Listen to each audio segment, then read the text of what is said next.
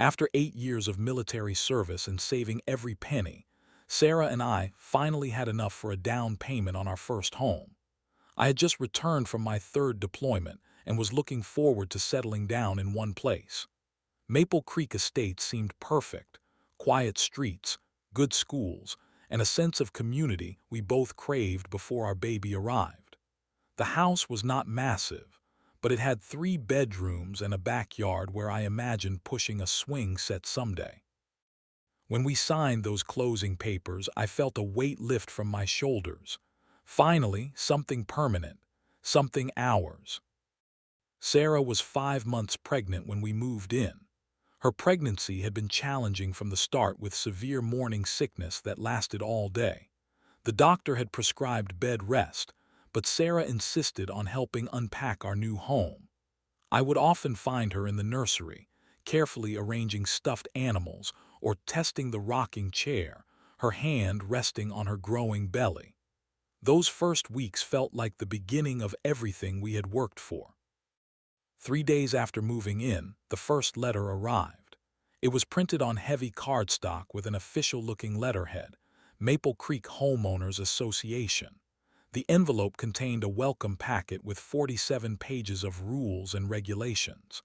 Lawn must be maintained at exactly 2.5 inches. No trash cans visible from the street. No vehicles parked in driveways overnight. Exterior paint colors required pre-approval from the architectural committee. The list went on and on. I did not think much of it at first. Rules were something I understood well from military life. Structure has its place. But then came the second letter, just 4 days later. Our mailbox was apparently 2 inches below regulation height. Then another notice about our garden hose being visible from the street. Each letter included a deadline for compliance and mentioned potential fines. Our first encounter with the HOA enforcers came when I was repainting our mailbox post to meet their specifications. A black SUV with tinted windows slowed to a stop in front of our house. 2 men emerged, one tall and thin with wire-rimmed glasses, the other shorter with a permanent scowl. They introduced themselves as Walter and Dean from the HOA Compliance Committee. "New residents need to understand that Maple Creek has standards," Walter said, not bothering to introduce himself properly. "We take pride in our community appearance." "I am bringing everything up to code," I replied, gesturing to the mailbox. "Just following the guidelines." Dean snapped several photos with his phone. "Your grass is at least 3 inches tall in some spots. That needs immediate attention." The way they spoke, commanding, dismissive, reminded me of drill sergeants, but without the underlying purpose or respect. These men seemed to enjoy the power they wielded over their neighbors. I noticed they carried clipboards with what looked like a map of the neighborhood, certain houses circled in red. As the weeks passed, Sarah's health complications worsened. Her blood pressure was dangerously high, and the doctor prescribed more medications and strict rest. One evening, she collapsed in the kitchen. The emergency room doctor was clear: she needed to minimize stress for the safety of herself and our baby. Yet the HOA notices continued to arrive. Our storm drain was improperly maintained. Our holiday wreath was oversized. When I requested information about the HOA board meetings to address these issues properly, I discovered they were held during weekday afternoons, when most residents were at work. The system seemed designed to prevent participation. Sarah tried to remain positive, focusing on preparing for our baby. But I would catch her peering anxiously through the blinds whenever a car slowed near our house. Our dream home was becoming a source of constant anxiety. The American dream we had sacrificed so much for was being poisoned by petty tyranny, one violation notice at a time. And all the while, Sarah's due date grew closer, her health more fragile, and my patience increasingly thin. The harassment from the HOA intensified as spring turned to summer. Every aspect of our property became subject to scrutiny. One Tuesday morning, I received a notice that our grass was 1/4 inch too tall in the northeast corner of the yard. The next day, another violation appeared because our recycling bin had been placed 6 inches too close to our garbage can. Each violation came with a potential fine and a tone that suggested we were deliberate troublemakers rather than new homeowners trying to comply with increasingly absurd demands. I began documenting everything.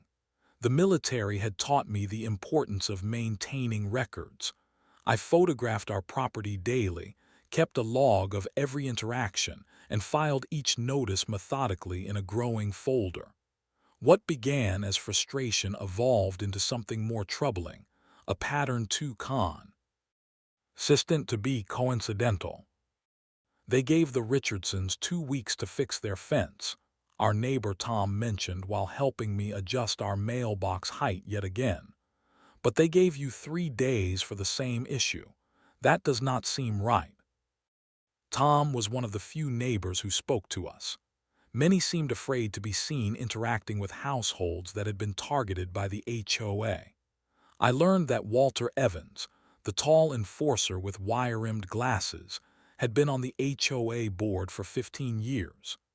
Dean Mercer, his perpetual companion, ran a property management company that handled HOA fine collections, an obvious conflict of interest that no one dared mention. As Sarah entered her third trimester, her condition worsened. Her blood pressure remained dangerously elevated, and the doctor ordered complete bed rest with daily periods of fresh air. The summer heat made the inside of our house unbearable during the day, so I set up a comfortable reclining chair on our covered front porch where she could rest in the shade while getting the fresh air her doctor recommended. The chair appeared on the HOA violation list the very next day, unauthorized outdoor furniture visible from street level. The notice demanded immediate removal and included a $100 fine. I called the HOA office and explained our medical situation. The secretary suggested I submit a formal request for accommodation to the board. I spent an entire evening preparing the request, including a letter from Sarah's obstetrician explaining the medical necessity. 3 days later, I received a response. Request to be reviewed at next board meeting in 2 weeks. Sarah cried that night, not loud sobs but silent tears that were somehow worse. The board meeting was held on a Wednesday at 2:00 p.m. in the community center. I requested leave from my unit to attend. The room was nearly empty except for the 7 board members seated at an elevated table at the front. Walter and Dean sat on either side of Regina Winters, the HOA president, a stern woman with perfectly coiffed silver hair and a perpetual expression of disapproval. I stood at the podium in my military uniform, explaining Sarah's condition and the doctor's orders. I presented the medical documentation and respectfully requested a temporary exception to the outdoor furniture rule. The board members exchanged glances as I spoke, their expressions unreadable. "While we sympathize with your situation," Regina said when I finished, "making exceptions sets a dangerous precedent. The rules exist for a reason. Perhaps your wife could rest indoors by a window instead." "The doctor specifically recommended outdoor air," I repeated. "It is a medical necessity during her high-risk pregnancy. Perhaps military housing would be better suited to your unique needs," Walter suggested, his tone making it clear this was not a helpful recommendation but a suggestion that we did not belong. The rejection was unanimous. As I left the meeting, I overheard Dean mutter something about military families lowering property values. The statement confirmed what I had begun to suspect. Our status as a military family had made us targets. Later that week, I noticed other outdoor furniture in the neighborhood that received no violations. The discrimination was becoming impossible to ignore. That night, as I helped Sarah into bed, my phone rang. It was my commanding officer. An emergency situation had developed overseas requiring personnel with my specific training. I would need to deploy for a short-term mission, 2 weeks maximum. Sarah insisted she would be fine, that our neighbor Tom had offered to help with yard maintenance while I was gone. As I packed my bag the next morning, Sarah held my hand tightly. "Do not worry about me," she said, her voice stronger than she looked. "Just come back safe." I kissed her goodbye, crushing another HOA notice in my fist as I walked out the door. I had no way of knowing that the worst was yet to come, that leaving her alone would be the greatest regret of my life. The video calls with Sarah during my emergency deployment were increasingly concerning. She tried to maintain a brave face, but I could see the strain in her eyes. The HOA harassment had not only continued in my absence, it had intensified. Walter and Dean drove past our house multiple times daily, documenting every perceived infraction. The medical chair on the porch remained a particular focus of their attention. "They left another notice on the door yesterday," Sarah told me during our call, her voice barely audible. "Something about improper edging along the sidewalk. Tom offered to fix it, but they said if anyone other than the homeowner does the work, it would be another violation." I felt helpless, trapped thousands of miles away while my pregnant wife faced this endless persecution. The doctor had placed Sarah on complete bed rest by this point, her blood pressure dangerously high at 160/95. She was now 8 months pregnant, and the baby was showing signs of distress during monitoring appointments. Our neighbor Tom drove Sarah to these appointments and reported back to me. "She is trying to stay strong," he told me in a private message. "But these HOA people are relentless. Yesterday, Dean took photos of her while she was resting on the porch. It was creepy, invasive." I was scheduled to return home in 3 days, just 3 more days. Sarah assured me she could handle it until then. The incident occurred on the hottest day of summer, with temperatures soaring above 100 degrees. The air conditioning in our house malfunctioned, turning our home into an oven. Sarah later told me she felt dizzy, her vision blurring, classic signs of preeclampsia that her doctor had warned about. Following her medical instructions for such situations, she moved to the porch where there was a slight breeze, sitting in the reclining chair with a glass of ice water, and her phone nearby in case she needed to call for help. That was when the black SUV pulled up. Walter and Dean approached the house, clipboards in hand. According to our neighbor's later statement, they immediately began documenting the unauthorized furniture violation. Sarah explained her medical emergency, the broken air conditioning, and showed them the doctor's note that I had laminated and attached to the chair. "Rules are rules," Walter reportedly said. "Medical condition or not, this chair cannot remain visible from the street." Sarah explained that she could not go back inside the sweltering house. She offered to move the chair to the backyard, but in her condition, she needed help. Instead of offering assistance, Dean began writing up another violation. "Please," Sarah said, "my husband will be home in 3 days. Can you just give us until then?" What happened next was captured by our neighbor Tom's security camera. Dean approached the chair and grabbed the armrest, attempting to move it while Sarah was still seated. When she protested, Walter moved toward her, reaching for her arm. Sarah raised her hands protectively over her belly as they crowded around her. The security footage shows Sarah being jostled as Dean pulled the chair. She lost her balance, reaching out to stabilize herself. Instead of helping, Walter pushed her hand away. The footage clearly shows his hand making contact with her shoulder, sending her off balance. She fell sideways off the chair, hitting the concrete porch with a sickening impact. The timestamp on the video shows 3 minutes passed before Walter or Dean called for help. They were seen discussing something, gesturing frantically at each other rather than attending to Sarah, who lay motionless on the ground, a small pool of blood forming where her head had struck the concrete. It was Tom who called the ambulance. He had heard the commotion from his yard and ran over, finding Sarah unconscious, and the two HOA enforcers standing nearby, still holding their clipboards. "What have you done?" Tom shouted, rushing to Sarah's side. The security footage captured Dean's chilling response. "She was violating HOA regulations. This is not our fault." The ambulance arrived 7 minutes later.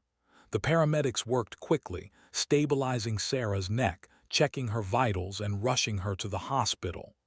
During the ambulance ride, Sarah regained consciousness briefly and managed to tell the paramedic she was experiencing contractions. She was 8 months pregnant. Too early. Much too early. I received the call from Tom while in a transport plane heading home. His voice was shaking as he described what had happened. The connection was poor, breaking up every few seconds, but I understood enough. Sarah had fallen. She was bleeding. The baby was in distress. And it had happened because two HOA enforcers had put their precious rules above basic human decency. I have never felt so completely helpless, trapped in a military transport with no way to reach her for another 12 hours. No way to hold her hand or tell her everything would be okay. No way to protect our unborn child. The rage I felt was unlike anything I had ever experienced, cold, focused, and absolute. By the time I finally landed, Sarah had been rushed into emergency surgery. Our baby had been delivered by emergency C-section, 2 months premature and fighting for life. And the two men responsible were already constructing their narrative, already denying responsibility, already hiding behind HOA bylaws and regulations. They had no idea what was coming for them, no idea at all. Military logistics can move mountains when necessary. My commanding officer arranged priority transport after hearing what had happened. Fellow service members I had never met offered assistance at every transfer point. A colonel I had worked with briefly years ago provided his personal vehicle at the airport. The military takes care of its own, forming an unbreakable chain of support. That delivered me to the hospital 20 hours after receiving that devastating call. The hospital corridors stretched before me, antiseptic and unforgiving under harsh fluorescent lights. The ICU nurse directed me to Sarah's room with sympathetic eyes. Nothing prepares you for seeing someone you love connected to machines, their vitality reduced to electronic beeps and data points. Sarah's normally rosy complexion was ashen, her eyes closed, her breathing shallow despite the oxygen assistance. A large bandage covered the left side of her head where she had struck the concrete. "Mr. Mitchell," the doctor said quietly, appearing beside me, "your wife is stable, but her condition is serious. She suffered a grade 3 concussion, and there was some bleeding in the brain that we are monitoring. The fall triggered preterm labor, and given her preeclampsia, we had to perform an emergency C-section." I struggled to process his words, my mind still caught in the surreal fog of rapid deployment, emergency travel, and bottomless rage. "And our baby? Your son is in the NICU. He weighs 4 pounds, 3 ounces. His lungs are underdeveloped, which is common for premature births at 32 weeks. He is on respiratory support, but he is fighting hard." My son fighting hard, like father, like son. The doctor placed his hand on my shoulder. "Your wife regained consciousness briefly after surgery. She asked about the baby first, and then told us to tell you she was sorry. Sorry, the word pierced through my fog like a bayonet. Sarah had nothing to be sorry for. Nothing. The NICU was a different world, quieter, with soft beeping and hushed voices. The incubator contained a tiny form, impossibly small, with translucent skin and wires attached to his delicate body. A nurse explained each machine, each number, each tube with practiced efficiency. I placed my hand against the plastic, the closest I could come to touching my son. "We have not named him yet," I said, more to myself than to her. "You have time," she replied gently. "He is holding his own, talk to him. He can hear your voice." I pulled up a chair and did something I had not done since childhood. I prayed. Then I began talking to my son, telling him about his brave mother, about the nursery waiting for him, about the future stretched before him. I promised him justice. Between visits to Sarah and the NICU, I began gathering information. My military training took over, assess the situation, gather intelligence, develop a strategy. My notebook filled with details, times, names, statements from witnesses. Tom provided the security camera footage, his hands shaking as he handed over the USB drive. "I should have been watching more carefully," he said, his voice breaking. "I could have prevented this." "This is not on you," I assured him. "You did everything right, you got help, you saved them both." Other neighbors began reaching out, hesitantly at first, then with growing confidence. Mrs. Abernathy from across the street had witnessed previous harassment. The Johnsons had documentation of similar targeted enforcement. Patterns emerged from their stories. Military families, single parents, and minorities received disproportionate violations. The HOA operated like a fiefdom, with Walter and Dean serving as Regina's personal enforcers. 5 days after the incident, as Sarah remained unconscious, a certified letter arrived at our home. The HOA was denying any responsibility for the unfortunate accident and was additionally fining us for creating a public disturbance and unauthorized medical emergency vehicles parked on the street. The letter concluded by reminding us that all fines must be paid within 30 days to avoid further penalties. The community divided quickly. Some neighbors brought meals and offered support. Others avoided eye contact, clearly afraid of becoming targets themselves. A few openly defended the HOA, suggesting Sarah had been breaking the rules and should have known better. On the 7th night, as I sat beside Sarah's bed reading the latest medical reports, an elderly man I had seen but never spoken to appeared in the doorway. He introduced himself as Frank Delgado, a retired judge who lived at the end of our street. "I have witnessed their behavior for years but was too cowardly to speak up," he said, his voice quavering with age and emotion. "Not anymore." He handed me a USB drive. "My security system captures the street view.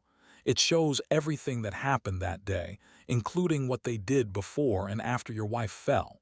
They did not help her. They discussed how to avoid responsibility while she bled." I thanked him, adding the drive to my growing collection of evidence. That night, as I divided my time between Sarah's bedside and the NICU rocking chair, I made a solemn vow. I held my son's tiny hand through the incubator port and whispered promises that I intended to keep. Justice would come. The system that had protected bullies and punished decent people would be dismantled. And the men who had hurt my family would face consequences beyond anything they could imagine. Sarah's eyes fluttered open briefly that night. She squeezed my hand weakly, and though she could not speak through the tubes, her message was clear in her eyes. Fight for us. Fight for our son. And so I would. The war had begun. Military service teaches you many things: discipline, strategy, and perhaps most importantly, how to identify and leverage resources. As Sarah began the slow process of recovery, I transformed our dining room into an operations center. The walls became covered with timeline charts, neighborhood maps, and copies of HOA bylaws annotated with possible violations of state and federal law. My first call was to Captain Rodriguez, a JAG officer I had served with overseas. He listened intently as I outlined the situation, occasionally asking clarifying questions. When I finished, his response was immediate and resolute. "This is not just an HOA dispute, Mitchell. This is assault, possibly attempted murder given they knew she was pregnant. And if they have been targeting military families, that adds another layer of legal issues. Send me everything you have." I compiled a digital package of evidence: the security footage, medical records, HOA violation notices, witness statements, and photos documenting the discriminatory enforcement patterns. Captain Rodriguez promised to review it immediately and connect me with civilian attorneys specializing in housing discrimination and personal injury. While waiting for his assessment, I began reaching out to other homeowners who had suffered under the HOA regime. The response was overwhelming. Once the dam of silence broke, stories poured forth: elderly residents forced to pay landscaping companies approved by Dean's brother, families fined for having medical equipment visible from windows, veterans cited for displaying flags improperly. Each story reinforced my conviction that this was not isolated harassment, but systematic abuse of power. Mrs. Abernathy, a retired schoolteacher, volunteered her basement as a meeting place. "They watch your house now," she explained. "They know you are gathering evidence." 23 residents attended that first meeting, each bringing documentation of their experiences. We created a secure communication network, assigning code names and establishing protocols to protect those still vulnerable to retaliation. Captain Rodriguez called 3 days later. "We have found something," he said, his voice tense with controlled anger. "Dean Mercer's property management company does not just collect fines. It purchases properties in foreclosure, properties that defaulted after excessive HOA fines. He has acquired 7 homes this way in the past 3 years, flipping them for significant profit." Further investigation revealed that Regina Winters received consulting fees from Dean's company. Walter Evans, meanwhile, had a brother on the county zoning board who expedited permits exclusively for Dean's renovation projects. The corruption extended beyond petty power trips. It was a profit-generating enterprise built on exploiting homeowners. I contacted a journalist friend from my hometown who connected me with a local investigative reporter. We met in Sarah's hospital room, speaking in hushed tones as the reporter reviewed our evidence.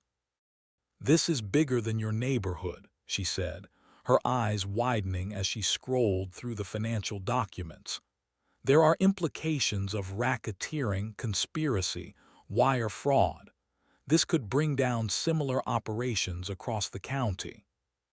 While the legal and media strategy developed, I continued my daily routine: mornings with Sarah, whose condition improved incrementally; afternoons with our son, now breathing unassisted and gaining weight; evenings coordinating with the growing coalition of homeowners determined to fight back. 2 weeks after the incident, Sarah was strong enough to join our planning sessions via video call from her hospital bed. Her voice was weak, but her mind remained sharp. Despite everything she had endured, her focus was unwavering. "They did not just hurt me," she said, addressing the group during a strategy session. "They have hurt dozens of families, isolated vulnerable people, and corrupted the very concept of community. This stops now." Our son, whom we named David, continued to grow stronger in the NICU. The symbolism was not lost on anyone. David versus Goliath, the seemingly powerless confronting the powerful. Each day, I whispered updates to him as I held his increasingly sturdy form against my chest during the precious kangaroo care sessions the nurses encouraged. With Captain Rodriguez's guidance, we prepared formal complaints to multiple agencies. The Department of Housing and Urban Development alleging Fair Housing Act violations, the District Attorney's Office regarding ASA, alt charges, the State Attorney General concerning pattern of discrimination against protected classes, and the FBI regarding the potential RICO violations stemming from the property scheme. Our coalition grew to include 57 households, over half the neighborhood. Military friends arrived on leave to provide security for our meetings after several members reported intimidation attempts. The community that the HOA had ruled through fear was transforming into something powerful, individuals united by common purpose, determined to reclaim their homes and dignity. Sarah improved enough to be moved from the ICU to a regular room. The doctors remained cautiously optimistic about her recovery. During our evening video call, she surprised me with her determination. "I want to join the strategy meeting tomorrow," she said, her voice stronger than it had been since the incident. "From my hospital bed if necessary. It is time they saw exactly who they tried to destroy." Her words reinforced what was becoming increasingly clear. We were not just seeking justice for ourselves. We were fighting for every family that had suffered under this corruption, and for the community that could exist once the shadows were cleared away. The counteroffensive began on multiple fronts simultaneously. At precisely 9:00 a.m. on a Monday morning, process servers delivered lawsuit papers to Walter, Dean, Regina, and 4 other HOA board members. The personal injury lawsuit detailed the assault against Sarah, the premature birth of our son, and the lasting medical complications. The second lawsuit, representing 57 households, alleged systematic discrimination and violations of the Fair Housing Act, particularly targeting military families, minorities, and people with disabilities. At the same moment, our attorney filed formal complaints with state and federal agencies. Captain Rodriguez had coordinated with military legal services to provide additional resources for service members in our neighborhood, ensuring the lawsuits emphasized the pattern of discrimination against military families, a protected class under several statutes. The media strategy launched that afternoon. The investigative reporter's first article appeared online under the headline, "HOA Terror: Assault on Military Family Exposes Years of Alleged Corruption." The piece included carefully selected images from the security footage showing Walter pushing Sarah and both men standing by as she lay injured. Within hours, local television stations picked up the story. By evening, it had attracted national attention, with several major networks requesting interviews. I appeared on camera in my military uniform, with Sarah connected via video from her hospital room.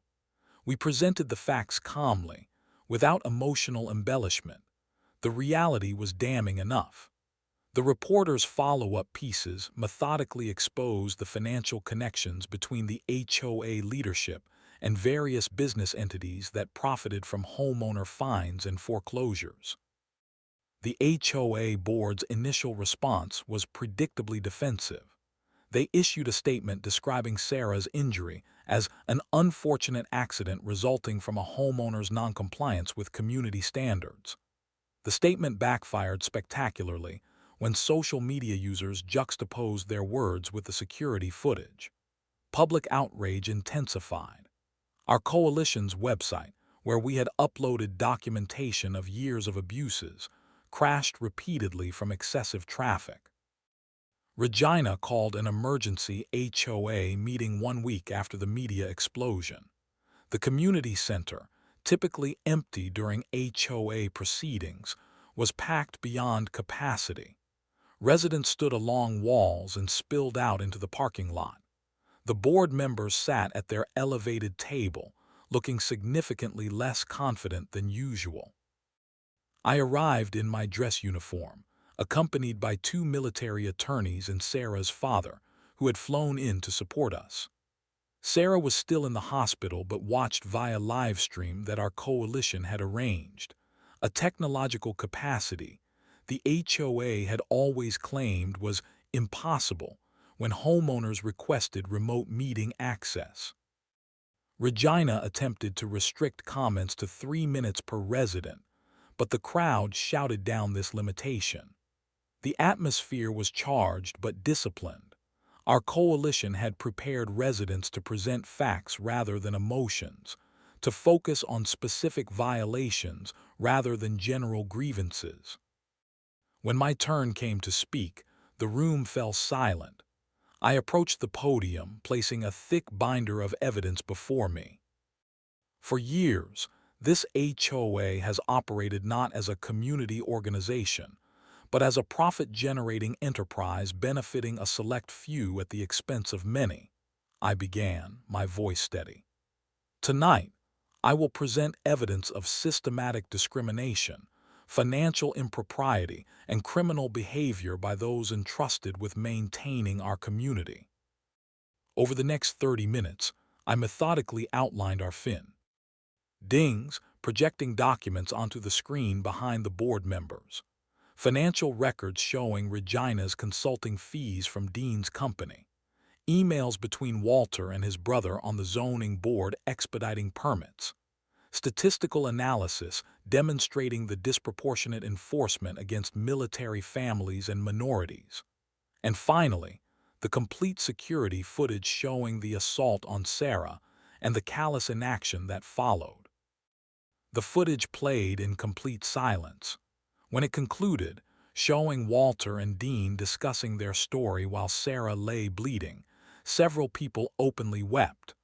Others called for immediate resignations. Regina attempted to adjourn the meeting, but the community was beyond her control now. Walter and Dean sat frozen, their faces ashen as neighbors they had tormented for years finally confronted them directly. Several residents shared their own stories of harassment and discrimination, creating an overwhelming narrative of abuse. This meeting will not adjourn until the board addresses these allegations, I stated firmly, and until we hold a vote of no confidence in the current leadership. Walter stood suddenly, pointing at me. This is slander, you have no right. I have every right, I interrupted, my voice calm but carrying to every corner of the room. As does every person in this community who has suffered under your corruption. The question now is simple. Will you resign voluntarily, or shall we proceed with the vote? The vote was nearly unanimous. Of the 112 homeowners present, 109 voted to remove the entire board. The 3 dissenting votes came from board members themselves. As Regina, Walter, and Dean were escorted from the community center, spontaneous applause erupted. Not celebratory but cathartic, the release of years of suppressed fear and anger. Outside, under the streetlights, neighbors who had previously avoided eye contact embraced. Elderly residents shook hands with young families. Military members stood with civilians. The invisible walls that had divided our community began to crumble, replaced by the foundation of something stronger, unity born from shared struggle and collective action. Justice rarely arrives in a single, dramatic moment. More often, it unfolds gradually through a series of victories and vindications. In the months following the emergency HOA meeting, we witnessed this measured but inexorable process. The criminal charges against Walter and Dean were filed by the district attorney's office 3 weeks after our evidence was submitted. Both men were arrested on charges of assault, battery, and reckless endangerment. Their booking photos appeared in local news, showing them in civilian clothes, their expressions a mixture of disbelief and fear as they faced the consequences of their actions for the first time. Regina avoided criminal charges but faced multiple civil lawsuits. The investigation into the financial improprieties led to the state licensing board revoking Dean's property management credentials. His company was placed under investigation by the state attorney general's office for fraudulent business practices. The insurance company representing the HOA eventually offered a settlement rather than face prolonged litigation. The amount was substantial, covering all of Sarah's medical expenses, our son's extended NICU stay, and additional damages for pain and suffering. The settlement agreement included a non-confidentiality clause, our insistence, allowing us to share the details publicly to establish precedent for similar cases. Sarah's recovery progressed steadily. The brain injury caused lingering headaches and occasional memory issues, but her determination never wavered. 3 months after the incident, she was able to come home, using a walker at first but graduating to a cane within weeks. Her first steps into the nursery where our son now slept, finally home from the NICU, reduced us both to tears. Our son David thrived despite his premature birth. Each milestone, first smile, first grabbed toy, first night of uninterrupted sleep, felt like a miracle and a rebuke to those who had endangered his life before it had properly begun. The doctors remained optimistic about his long-term development. The neighborhood transformed under interim leadership elected at an emergency meeting. The new board, diverse in age, background, and experience, immediately suspended the punitive fine system and began revising the HOA bylaws with community input. Meetings were scheduled for evenings and weekends, with virtual attendance options for those unable to participate in person. Sarah gradually resumed her participation in community affairs, her perspective especially valued during discussions about accommodations for residents with medical needs.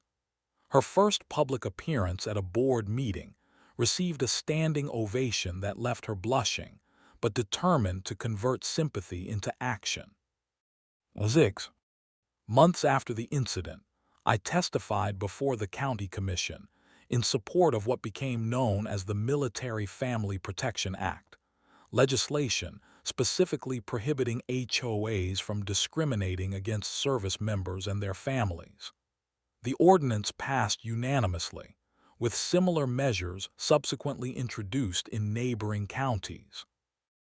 My military superiors supported my temporary reassignment to local duties, while our legal cases proceeded and Sarah recovered.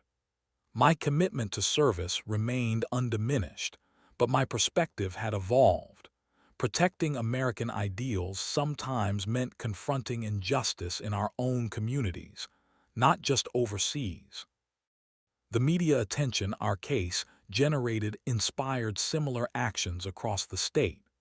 Homeowners in other communities began challenging abusive HOA practices, forming coalitions modeled after ours. We provided guidance and shared resources, helping others navigate the complex legal landscape we had been forced to master. 1 year after the incident, we hosted a neighborhood gathering in our backyard, something that would have resulted in multiple violations under the old regime. Children played on grass that might have been a quarter-inch too tall. Adults conversed across property lines that had previously served as barriers. The community center, once the fortress of HOA power, had been repurposed as a shared space for classes, meetings, and social events. Sarah sat in the shade, our son on her lap greeting neighbors who stopped to chat. Her recovery continued, But the incident had left its mark, not just in the occasional pain or the faint scar at her temple, but in her determination to prevent similar abuses of power. As the sun began to set, I found myself standing on our front porch, the site of the assault that had changed everything. A year ago, this spot had been stained with Sarah's blood. Today, it was decorated with potted plants that would have violated multiple HOA regulations under the old board. Frank Delgado, the retired judge whose security footage had proven so crucial, joined me on the porch. "You know," he said quietly, "I lived in fear of those people for 15 years, never planted the garden I wanted, never painted my door the color I liked. Small things,